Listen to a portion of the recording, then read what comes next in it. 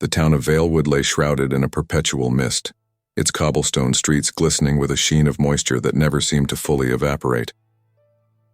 Emilia Hartwell stood before the imposing facade of her late uncle's shop, her heart pounding with a mixture of anticipation and dread. The building loomed before her, its windows dark and forbidding, like the vacant eyes of some slumbering beast. For as long as she could remember, the townsfolk had whispered about the cursed glassmaker's shop. They spoke of it in hushed tones, their eyes darting nervously as if the mere mention of the place might summon some unspeakable horror. Emilia had always dismissed such tales as nothing more than provincial superstition, the kind of folklore that thrived in small, isolated communities like Valewood.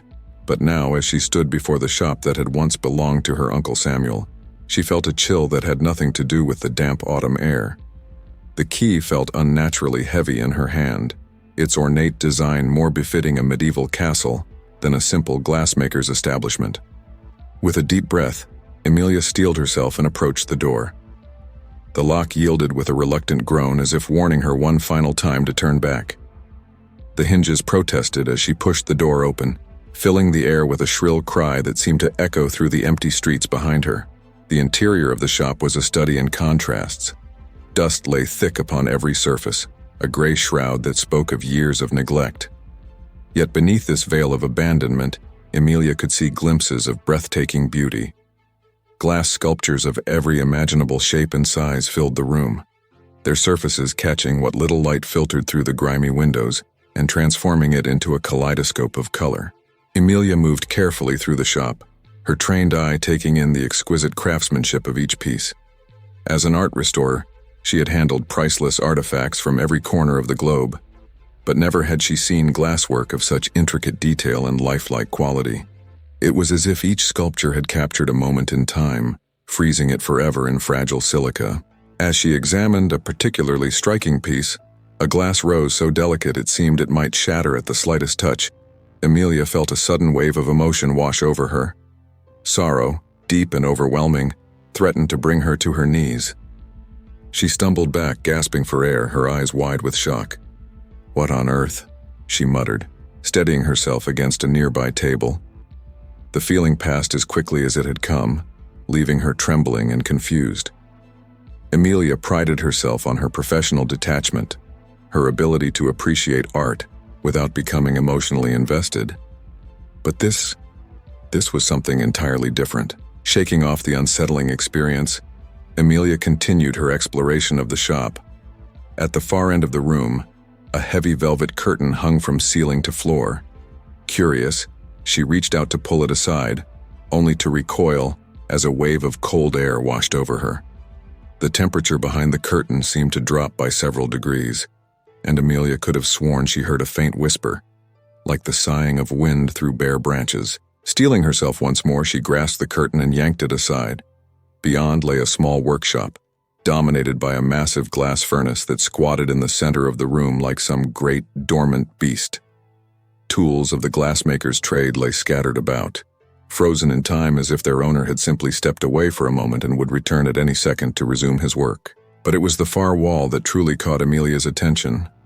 A series of shelves lined the wall, each holding a collection of glass sculptures unlike anything she had ever seen.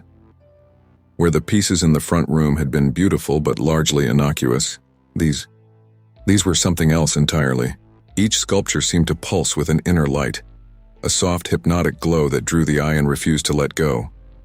Emilia found herself moving closer, her hand outstretched as if to touch one of the pieces, a twisting, abstract form that somehow reminded her of a human figure caught in the throes of agony. Just before her fingers made contact, a flash of movement in the sculpture's reflective surface made her snatch her hand back. For a split second, she could have sworn she saw a face staring back at her, not her own reflection, but the anguished visage of an old man, his mouth open in a silent scream. Heart pounding, Emilia stumbled backward, knocking into a small table. A delicate glass figurine teetered on the edge for a moment before plummeting to the floor. She made a desperate grab for it, managing to catch the piece mere inches from the ground. As her fingers closed around the cool glass, a jolt of electricity seemed to course through her body. The world around her faded away, replaced by a vivid vision. A man stood before the furnace, his face illuminated by the orange glow of molten glass.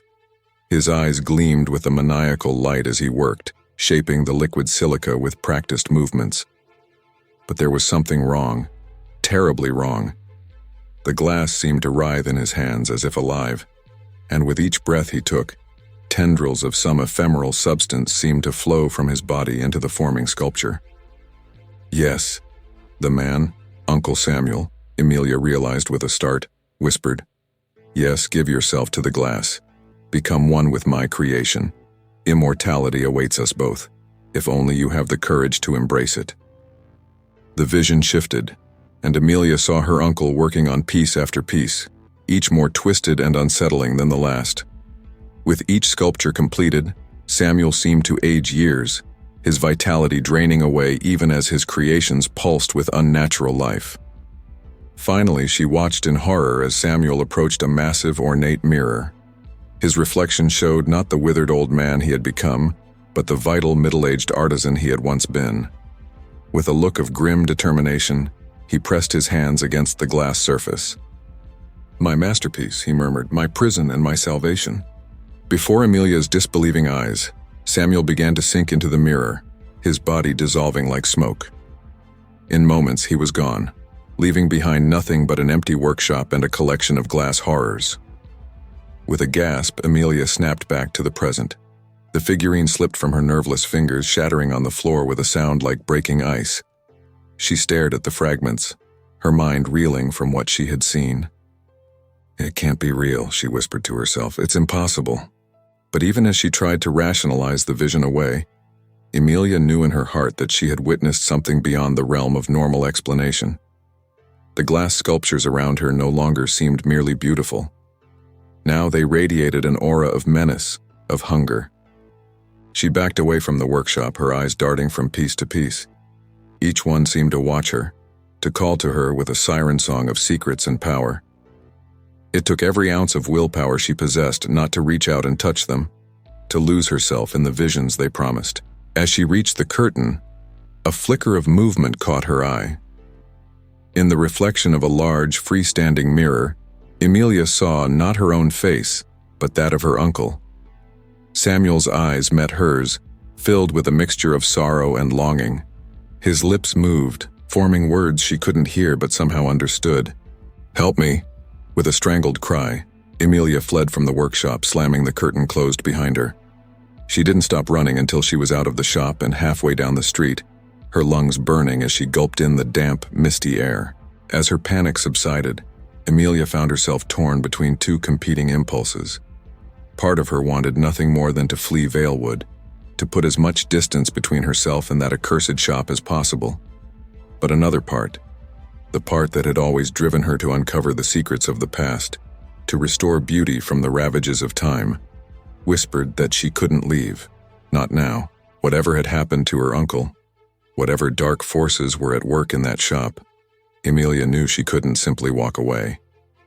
The mystery of Samuel's disappearance, the power of his glass creations, the tantalizing promise of knowledge and sensation beyond anything she had ever experienced, all of it called to her, an irresistible siren song. With trembling hands, Emilia pulled out her phone and dialed the number of her assistant back in London. "Cancel my appointments for the next month," she said, her voice steadier than she felt. "I'm staying in Valewood. There's something I need to take care of." As she ended the call, Emilia's gaze was drawn back to the shop. In one of the upper windows, she could have sworn she saw a flicker of movement, a pale face peering out at her for just a moment before vanishing back into the shadows. Emilia shivered, wrapping her arms around herself. She knew that by staying, she was likely walking into grave danger. The rational part of her mind screamed at her to leave, to forget everything she had seen and return to the safety of her normal life.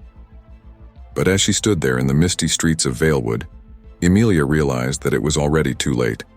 From the moment she had set foot in that shop, from the instant she had touched that first piece of enchanted glass, her fate had been sealed. Whatever secrets lay hidden within her uncle's creations, whatever price she might have to pay to uncover the truth, Emilia knew she had no choice but to see it through to the end. The glass had called to her, and she had answered. As darkness fell over Valewood, Emilia made her way to the small inn where she had taken a room. Sleep, she knew, would be long in coming. Her mind raced with questions, with theories, with half-formed plans of how to approach the daunting task that lay before her. But beneath it all, pulsing like a second heartbeat, was the memory of that shimmering glass, of the visions and sensations it had shown her. And try as she might, Emilia couldn't shake the feeling that somewhere in the darkness of that old shop, something was watching her, waiting for her return. In her dreams that night, Emilia wandered through endless corridors of glass, each reflective surface showing her not her own face, but the faces of strangers, men and women trapped in expressions of eternal anguish or ecstasy. And always, just at the edge of her vision, she caught glimpses of her uncle, his form wavering like a mirage, beckoning her deeper into the labyrinth of mirrors. She awoke with a start, drenched in sweat, the echo of breaking glass ringing in her ears. As she lay there in the pre-dawn darkness, Emilia knew that her life had irrevocably changed. The mystery of her uncle's disappearance, the power of his glass creations, the tantalizing promise of knowledge and sensation beyond anything she had ever experienced, all of it called to her, an irresistible siren song. With trembling hands, she reached for the bedside lamp, desperate to banish the lingering shadows of her dreams. As light flooded the room, Emilia's breath caught in her throat. There, on the small writing desk across the room, sat a delicate glass figurine, a perfect replica of the one she had dropped and shattered in her uncle's workshop. She approached it cautiously, her heart pounding. The figurine seemed to shimmer in the lamplight, its surface rippling like water. As Emilia's fingers closed around it, she heard, or perhaps felt, a voice, as if from a great distance. "Welcome home, my dear. Your journey has only just begun." Emilia sank to her knees. The glass figure clutched to her chest as the first rays of dawn began to creep over the horizon. Whatever forces were at work in Valewood, whatever secrets lay hidden within her uncle's creations, she knew that she was now inextricably bound to them. The glass had chosen her, and there was no turning back. As the sun rose over the misty town, casting long shadows across the cobblestone streets, Emilia steeled herself for the challenges that lay ahead. She would unravel the mystery of her uncle's disappearance, unlock the secrets of his glass magic, and face whatever consequences came with that knowledge. For better or worse, Emilia Hartwell had become the heir to the Glassmaker's legacy, and as she gazed into the shimmering depths of the figurine in her hands, she saw not just her own reflection, but the faces of countless others, all waiting, all watching, all trapped within the cursed glass of Valewood. The true test of her resolve, Emilia knew, was yet to come. But for now she allowed herself a moment of quiet contemplation, gathering her strength for the trials ahead. The glass had called, and she had answered. Now, she would see where this dark and twisted path would lead. The pale light of dawn crept through the grimy windows of Emilia's room at the Valewood Inn, finding her already awake, her eyes red-rimmed from another night of fitful sleep. The events of the previous day played on an endless loop in her mind. The unsettling visions, the whispers from the glass, the ghostly image of her Uncle Samuel beckoning her deeper into the mystery. With trembling hands, she reached for the delicate glass figurine that had appeared so inexplicably on her desk. In the cold light of morning, it seemed almost ordinary, beautiful certainly, but lacking the otherworldly shimmer she remembered from the night before. Still, as her fingers closed around it, Emilia felt a familiar jolt of electricity course through her body. "What secrets do you hold?" she murmured, turning the figurine over in her hands. "And what price must be paid to unlock them?" The glass remained stubbornly silent, offering no answers to the myriad questions that plagued her. With a sigh, Emilia set the figurine aside and began to prepare for the day ahead. She knew that the answers she sought lay within the confines of her uncle's shop, a thought that filled her with equal parts dread and anticipation. As she made her way through the misty streets of Valewood, Emilia couldn't shake the feeling that she was being watched. Shadows seemed to flicker at the edges of her vision, and more than once she caught her own reflection in a shop window, distorted and wavering as if seen through water. The townspeople she passed gave her a wide berth, their eyes darting nervously toward her before quickly looking away. Emilia had hoped that her presence might dispel some of the superstitious fears surrounding her uncle's shop, but it seemed that her association with the place had only marked her as an object of suspicion and unease. At last she stood before the imposing facade of the glassmaker's shop. The key felt unnaturally heavy in her hand as she approached the door, its intricate design seeming to writhe and shift beneath her gaze. For a moment, Emilia hesitated, her hand hovering inches from the lock. She could still walk away, she realized. Return to London, to the safety and familiarity of her old life. But even as the thought crossed her mind, Emilia knew it was impossible. Whatever dark forces were at work here, whatever fate had befallen her uncle, she was now inextricably bound to this place and its secrets. With a deep breath, she inserted the key and turned it. The lock yielded with a reluctant groan, and Emilia pushed open the door, stepping once more into the shadowy interior of the shop. The front room was much as she remembered it, dust-covered displays filled with exquisite glass sculptures, each one a frozen moment of breathtaking beauty. But now, armed with the knowledge of her uncle's dark practices, Emilia saw them in a new light. Each piece seemed to pulse with a subtle energy, and she could have sworn she saw faces flickering in their reflective surfaces, expressions of anguish, ecstasy, and everything in between. Steeling herself, Emilia made her way toward the heavy velvet curtain that separated the front room from her uncle's workshop. As she reached out to pull it aside, a chill ran down her spine. The air behind the curtain seemed to vibrate with an unseen energy, and she could hear a faint rhythmic sound, almost like breathing, coming from within. With a mixture of dread and determination, Emilia yanked the curtain open. The workshop beyond was bathed in an eerie, pulsating light that seemed to emanate from the very walls themselves. At the center of the room stood the massive glass furnace, its surface rippling and shifting as if it were made of liquid rather than solid iron. But it was the far wall that truly caught Emilia's attention. The shelves that had held her uncle's most unusual creations were now empty, their contents scattered across the floor in a sea of glittering shards. As she watched, the broken pieces began to move, flowing together like mercury to form new and terrifying shapes. Before her disbelieving eyes, the glass fragments coalesced into twisted, nightmarish forms, creatures that defied description, their bodies a jumble of sharp edges and undulating surfaces. And within each monstrous creation, Emilia could see faces, dozens of them, perhaps hundreds, all trapped in expressions of eternal torment. A cold wind whipped through the workshop, carrying with it the sound of distant, mocking laughter. Emilia stumbled backward, her eyes wide with terror as the glass creatures began to rise, their razor-sharp limbs scraping against the floor with a sound like nails on a chalkboard. "Uncle Samuel," she whispered, her voice choked with fear. "What have you done?" As if in answer to her question, the largest of the glass monstrosities turned its grotesque head toward her. In its fractured surface, Emilia saw not her own reflection, but the face of her uncle. Older and more haggard than she remembered, his eyes filled with a mixture of sorrow and desperate hope. "Emilia," Samuel's voice echoed in her mind, seeming to come from everywhere and nowhere at once. "You've come, but it's too late. Too late for me. The glass, it hungers. It must be fed." Before Emilia could respond, the creature lunged toward her, its crystalline claws reaching for her face. She threw herself to the side, narrowly avoiding its grasp, and scrambled toward the workshop door. But the other glass monstrosities were already moving to block her escape, their bodies shifting and reforming with each step.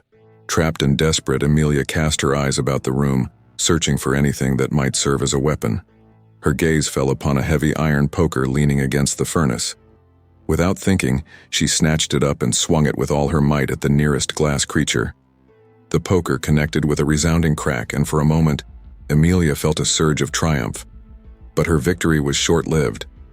The creature's body simply flowed around the point of impact, reforming instantly as if it had never been struck.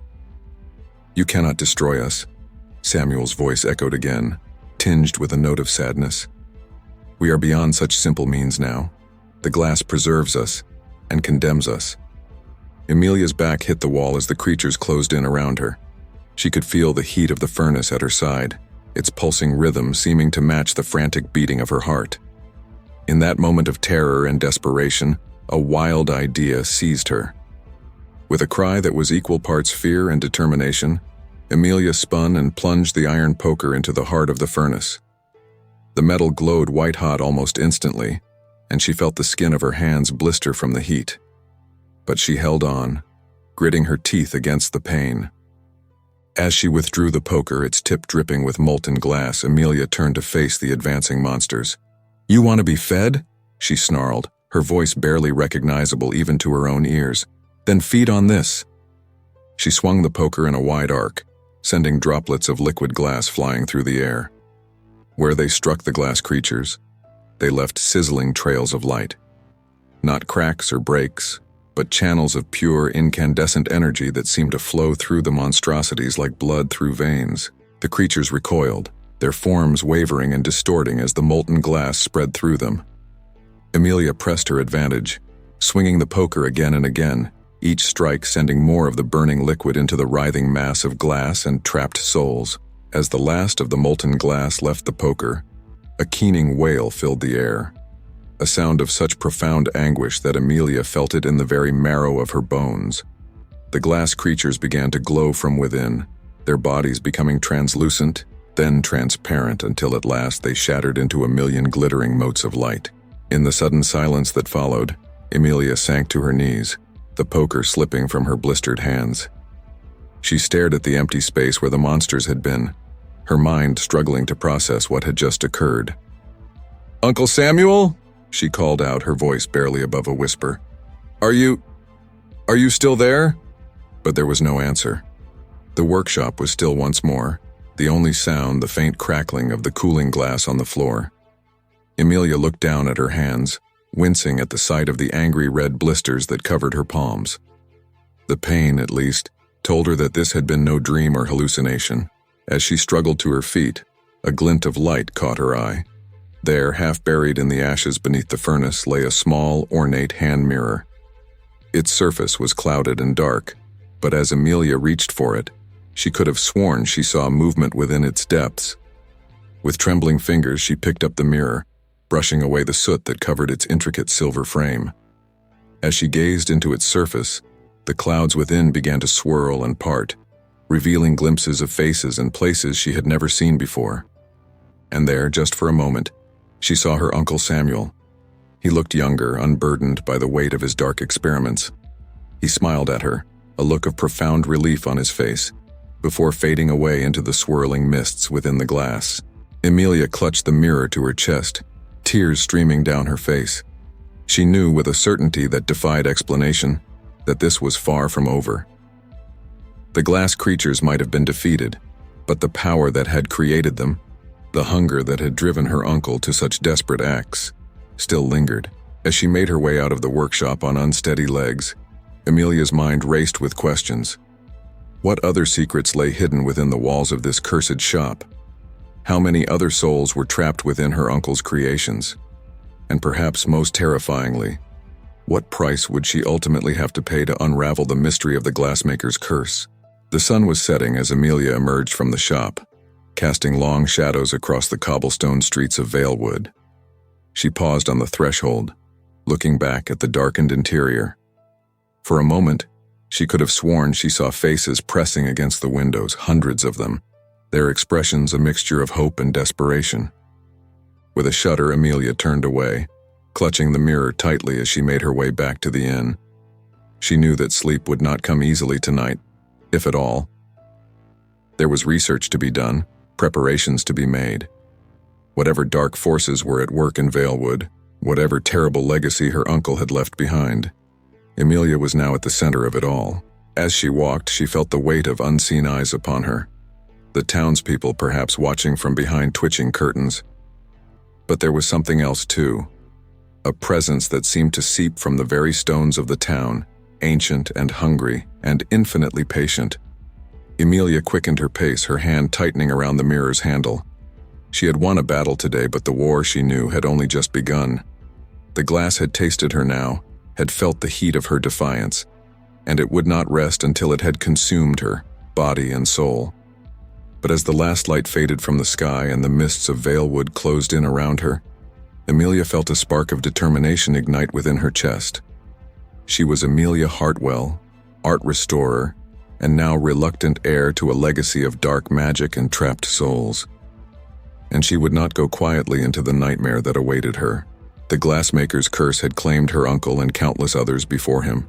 But Emilia swore as she disappeared into the gathering darkness that it would end with her, one way or another. The following days passed in a blur of feverish research and increasingly disturbing discoveries. Emilia barely left her room at the Valewood Inn, poring over her great-great-grandfather Jeremiah's journal and examining the mysterious mirror she had recovered from the workshop. Dark circles formed under her eyes as sleep became a luxury she could ill afford.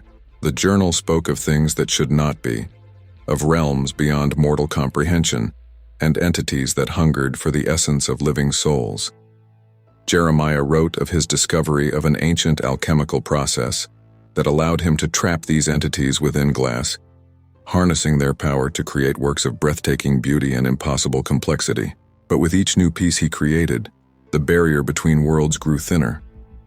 The glass didn't just capture emotions or memories, it trapped souls, feeding on their essence to fuel its unnatural vitality. And something else was coming through. Something ancient and insatiable that saw our world as nothing more than a feast waiting to be devoured. As for the mirror, it seemed to be a window into the realm where the trapped souls resided. Sometimes Emilia would catch glimpses of faces in its cloudy surface. Her uncle Samuel, the old woman who had given her the journal, and countless others she didn't recognize. They seemed to be trying to communicate, their mouths moving in silent screams or urgent whispers, but she could never quite make out what they were saying. On the 5th night after her confrontation in the workshop, Emilia jolted awake from a fitful sleep, her heart pounding. Something had changed. The air felt thick and heavy, charged with an energy that made her skin prickle. And there was a sound, a low rhythmic pulsing that seemed to come from everywhere and nowhere at once. With trembling hands, she reached for the mirror on her bedside table. Its surface was no longer cloudy but crystal clear, showing not her own reflection, but the interior of her uncle's shop. As she watched, the glass sculptures began to glow with an inner light, their surfaces rippling and flowing like liquid. A cold dread settled in the pit of Emilia's stomach. Whatever was coming, it was happening now. She dressed quickly, tucking the journal into her coat pocket and clutching the mirror tightly as she made her way through the deserted streets of Valewood. The pulsing sound grew louder with each step, and she could see lights flickering in the windows of the houses she passed. Not the warm glow of lamps, but an eerie, shifting radiance that made her think of St. Elmo's fire. As she approached her uncle's shop, Emilia saw that the door was already open, swinging gently in a wind that shouldn't have existed in the still night air. Taking a deep breath, she stepped inside. The front room was transformed. Every piece of glass, from the tiniest ornament to the largest sculpture, was alive with movement and light. They seemed to be reaching out to her, their surfaces rippling with faces and forms that shifted and changed too quickly to comprehend. But it was the back room that drew her attention. Through the gap in the heavy curtain, she could see a maelstrom of light and color, hear the sound of breaking glass and unearthly screams. Steeling herself, Emilia pushed through into the workshop beyond. The scene that greeted her defied description. The air itself seemed to have become liquid, swirling with fragments of glass and half-formed shapes that hurt the eye to look upon. At the center of it all stood the furnace, its iron surface now transparent, revealing a churning vortex of molten glass and writhing otherworldly shapes. And there, suspended above the furnace in a cocoon of living glass, was her Uncle Samuel. His eyes snapped open as she entered, and Emilia felt the weight of his gaze like a physical force. When he spoke, his voice echoed not in her ears, but in her mind, reverberating through her very being. "Emilia," Samuel said, his tone a mixture of sorrow and terrible joy. "You've come. Good. The ritual can begin." "Ritual?" Emilia managed to choke out, her voice barely audible over the cacophony around them. "Uncle, what have you done?" Samuel's face twisted into a grimace. "What I had to do. What our family has always done. The glass. It's a gateway, Emilia. A bridge between worlds. And now at last, it's ready to open fully, As if in response to his words, the vortex within the furnace began to spin faster, its light growing brighter until it was painful to look at directly. Emilia could feel the pull of it, not just on her body, but on her very soul. "Stop this," she cried, holding up the mirror like a shield. "Please, Uncle Samuel, this isn't right. You're destroying everything." For a moment, something like regret flickered across Samuel's face. "It's too late to stop it, my dear. The hunger of the glass, it's insatiable. It will consume this world, and every soul in it unless—" He trailed off, his gaze fixed on the mirror in Emilia's hands. "The anchor," he whispered. "Of course. Jeremiah, you clever bastard." Before Emilia could react, tendrils of living glass shot out from Samuel's cocoon, wrapping around her wrists and pulling her toward the furnace. She struggled, but the glass was impossibly strong, its grip unbreakable. "I'm sorry, Emilia," Samuel said, and for the first time she heard genuine remorse in his voice. "But it must be this way. A sacrifice freely given, a soul pure enough to satisfy the hunger. With your essence, we can close the gate forever." Emilia felt herself being lifted off her feet, drawn inexorably toward the swirling vortex of the furnace. The heat was incredible, the light blinding. She could feel her very being starting to unravel, pulled apart by forces beyond mortal comprehension. In that moment of utter despair, a memory surfaced, a passage from Jeremiah's journal that had seemed insignificant at the time. "The mirror," the entry had read, "is both lock and key. In its reflection lies the power to bind or to break." With the last of her strength, Emilia raised the mirror, angling its surface toward the heart of the vortex. "You want a sacrifice?" she screamed, her voice raw with defiance. "Then take it all." The effect was instantaneous and catastrophic. The light from the furnace struck the mirror and rebounded, amplified 1,000-fold. The workshop erupted in an explosion of radiance that sent Emilia flying backward, slamming her against the far wall. Through eyes squeezed nearly shut against the glare, Emilia watched as the vortex began to collapse in on itself. The living glass that filled the air was sucked back toward the furnace, along with every sculpture and shard in the shop. She saw her uncle's face contorted in a mixture of agony and release as his glassy cocoon disintegrated, and then, in a final flash of light and a sound like the birth of a universe, it was over. Emilia found herself lying on the floor of the workshop, every inch of her body aching. The air was thick with dust and the acrid scent of burnt sand. As her vision cleared, she saw that the shop was empty. Every piece of glass, from the largest sculpture to the tiniest shard, was gone. All except for the mirror in her hands. As Emilia struggled to her feet, she gazed into its surface. For a moment, she thought she saw faces there. Her uncle, Jeremiah, and countless others, smiling at her in gratitude before fading away into a peaceful darkness. And then the mirror cleared, showing only her own reflection. Tired, battered, but alive. She made her way out of the shop on unsteady legs, emerging into a dawn she had thought she might never see again. The streets of Valewood were silent, the townspeople still sleeping off the nightmare that had nearly consumed them all. Emilia knew that there would be questions, investigations. The disappearance of her uncle and the destruction of his famous glass sculptures would not go unnoticed. But as she clutched the mirror to her chest and began the long walk back to the inn, she felt a sense of peace settle over her. The glassmaker's curse was broken. The hungry gate between worlds was closed. And while the price had been high, higher than she could have ever imagined, Emilia knew that she had done what was necessary. As the sun rose over Valewood, painting the sky in hues of pink and gold, Emilia allowed herself a small smile. She was Emilia Hartwell, art restorer, and now the last of a line of mystical glassmakers. And while her future was uncertain, she faced it not with fear, but with determination. After all, there were other workshops out there, other forgotten arts waiting to be uncovered. And who knew what wonders, or horrors, might be lurking in the dusty corners of the world, waiting for someone with the courage and the knowledge to find them. Emilia's hand tightened around the handle of the mirror. Whatever came next, she would be ready.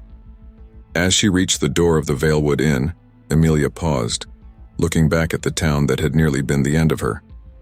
For a moment, she thought she saw a flicker of movement in one of the shop windows, a face pressed against the glass, watching her with eyes that reflected the light in impossible ways. But then she blinked and it was gone. Just an ordinary window, dusty and unremarkable in the morning light. Emilia shook her head, smiling ruefully at her own jumpiness. The curse was broken, the danger past, wasn't it? As she turned the handle of the inn's door, Emilia couldn't quite shake the feeling that something was watching her. Something ancient and patient, biding its time behind walls of perfectly crafted glass. She stepped inside, the door closing behind her with a soft click. And in the reflection of a nearby window, just for a moment, a pair of eyes gleamed with an inner light before fading back into the mundane world of dust and shadows. The glassmaker's curse was ended. But perhaps, just perhaps, a new chapter was about to begin.